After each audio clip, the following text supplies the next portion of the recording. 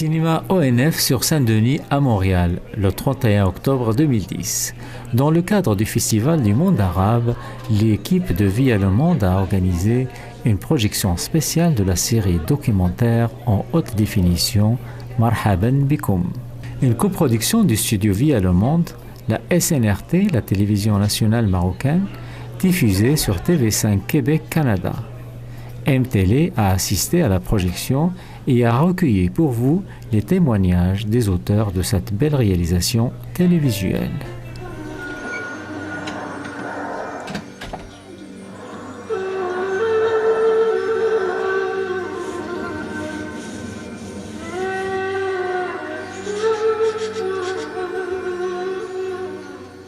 مرحبا بكم.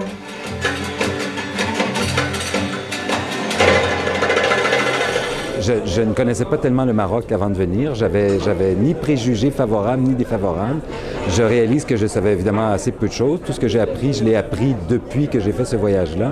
Et tout ce que j'ai appris sur le monde arabe, sur le monde musulman, et sur le Maroc, parce que tout ça, ce sont des choses bien différentes. Tous les Marocains et tous les musulmans et tous les Arabes ne sont pas pareils, évidemment. Mais ce que j'ai appris, c'est que ce que le Maroc m'a permis de découvrir sur ces trois réalités-là a probablement changé ma vie. Alors, ça peut aller aussi loin que ça. Au niveau de le regard que je pose sur les choses, le regard, ce que j'ai appris sur l'islam aussi, ça m'a rendu l'islam très, très, très sympathique à bien des égards. J'ai commencé à lire le Coran, j'ai lu beaucoup de choses sur l'histoire du Maroc, évidemment, pour les besoins de narration, et j'ai un très, très grand intérêt, puis une grande sensibilité aussi.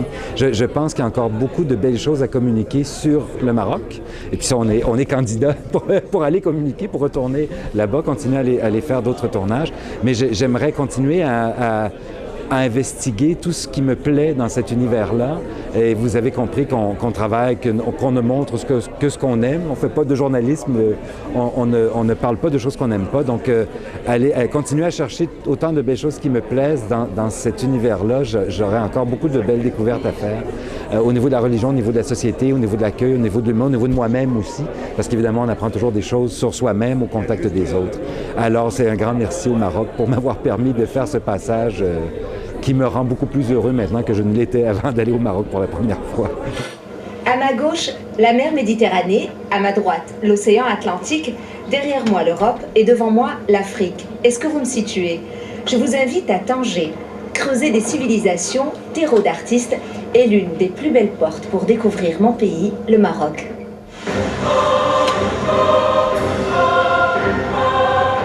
Écoutez, le plus grand intérêt, c'est de présenter mon pays, le Maroc. Donc, quand vous demandez à un journaliste reporter de faire des émissions, de faire 15 heures de documentaire, c'est une offre qu'on ne peut pas refuser.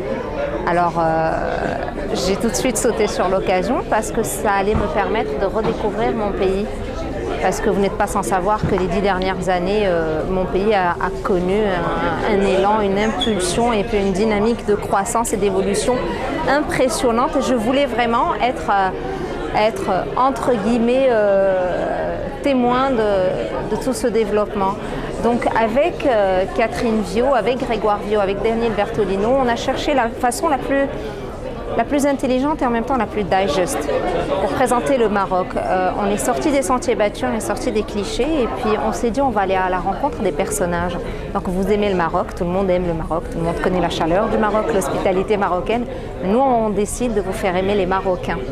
Donc on est parti sur ce postulat de départ et à partir de là, on a commencé la recherche sur le terrain, moi et la journaliste Souad Maïdarak de la SNRT et toute l'équipe de la SNRT, donc pour choisir les bons profils et puis les choses à découvrir. On ne voulait pas faire un magazine touristique parce que ce n'est pas un magazine touristique, on n'a pas fait de l'investigation ni de l'enquête, mais on a quand même fait un travail journalistique parce qu'on est allé au fond des choses. Ce que je retiens personnellement de cette expérience, c'est qu'on a pu capter l'âme de chaque ville. Quand on a fait Essaouira, j'avais vraiment peur de ne pas capter l'âme d'Essaouira. Quand on a fait Marrakech, on a été fidèle au Marrakchi, on a été fidèle à cette ville impériale et j'en passe. Quand on a été à Dakhla, on a été fidèle à l'esprit de Dakhla. Et c'est ce qui En tout cas, c'est ce qui ressort de la projection de ce soir que je viens de découvrir en même temps que vous, puisque les montages se sont tous faits au Canada, donc dans les studios Via le Monde. Nous avons préparé le contenu au Maroc, nous avons donné libre accès, libre choix à Grégoire Viau et à son équipe et à l'équipe marocaine pour aller tourner, filmer, poser les questions qu'ils veulent. Moi, j'ai beaucoup de plaisir à venir ici. C'est la première fois que je mets les pieds au Canada.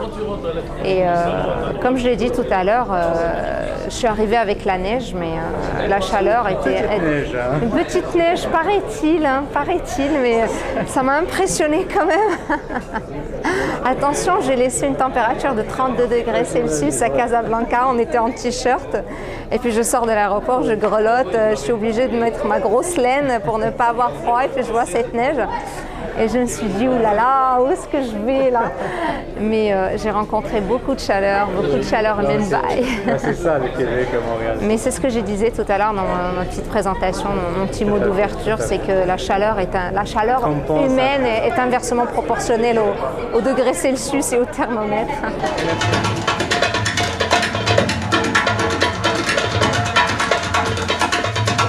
Moi, j'ai vu le Maroc en 71. Je suis retourné 2 ou 3 fois. Mais là, ce soir, je viens d'apprendre le Maroc vu par une équipe absolument extraordinaire. Je dis, au plan de la caméra, je me suis demandé tout le long du film, qui a fait cette caméra? On voit le Maroc de façon absolument extraordinaire.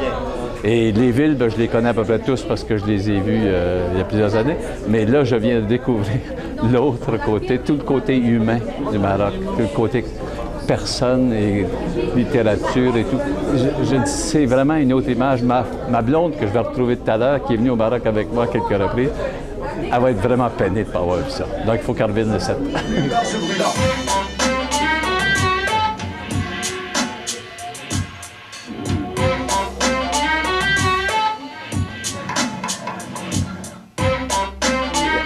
De célébrer le 40e anniversaire de Via le Monde, nous voulions nous engager dans un nouveau cycle de production, puis on brainstormait, comme on dit dans le milieu, et puis on disait, le thème, c'était des souvenirs heureux.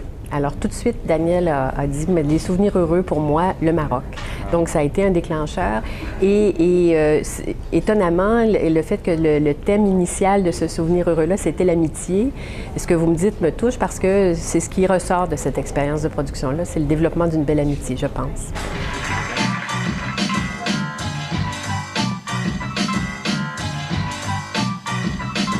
Bien, moi, je suis très émue parce qu'on travaille en vase clos, souvent dans des productions pendant plusieurs mois. On est comme une petite boîte d'artisans. Grégoire a tourné beaucoup à travers le Maroc. Il revient avec des centaines d'heures d'images. Et nous, on passe des milliers d'heures à regarder tout ça, à raconter des histoires à partir de ce beau matériel-là avec toute notre équipe de monteurs, sous la direction de Grégoire, bien entendu, Grégoire Viau, puis avec la participation de Daniel Bertolino. Mais on est coupé du monde extérieur. Et puis là, ce soir, c'est une belle occasion de voir que les gens partagent notre amour sur le Maroc et on en est très fiers.